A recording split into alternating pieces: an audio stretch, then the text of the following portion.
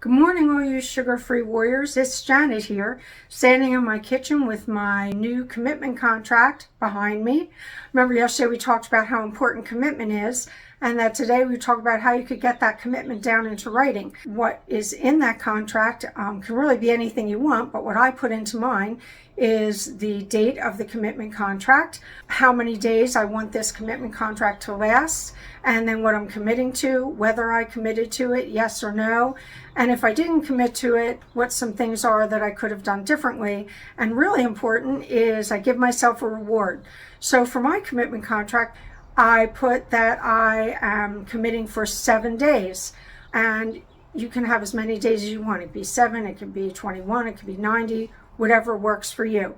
But for the next 7 days, I've committed to no added sugar. I've committed to no fast carbs. Those are the carbs that give you a fast spike in blood sugars and a fast spike in insulin. So I'm not going to have any grain-based flour. I'm not going to have rice, and I'm not going to have potatoes.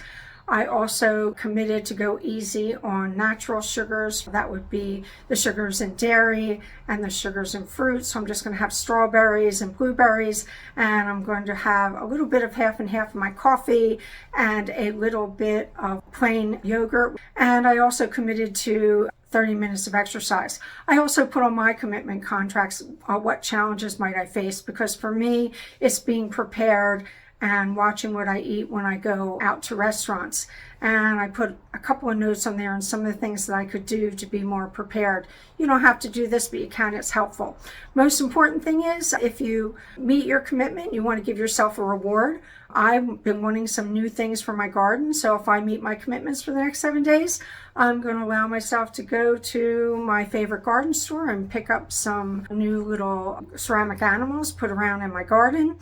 And of course, you need to put some checkbox or just a place where you can put, I met my commitments, yes or no. And then you have to sign it.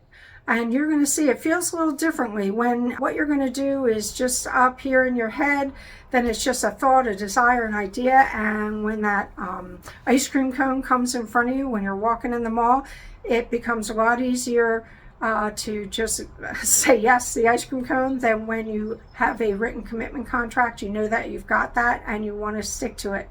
So it's really just a tool to help you stay on track. I hope you will get your commitment contracts done and you will put it somewhere you can see it. Refrigerator is a really great place to do that.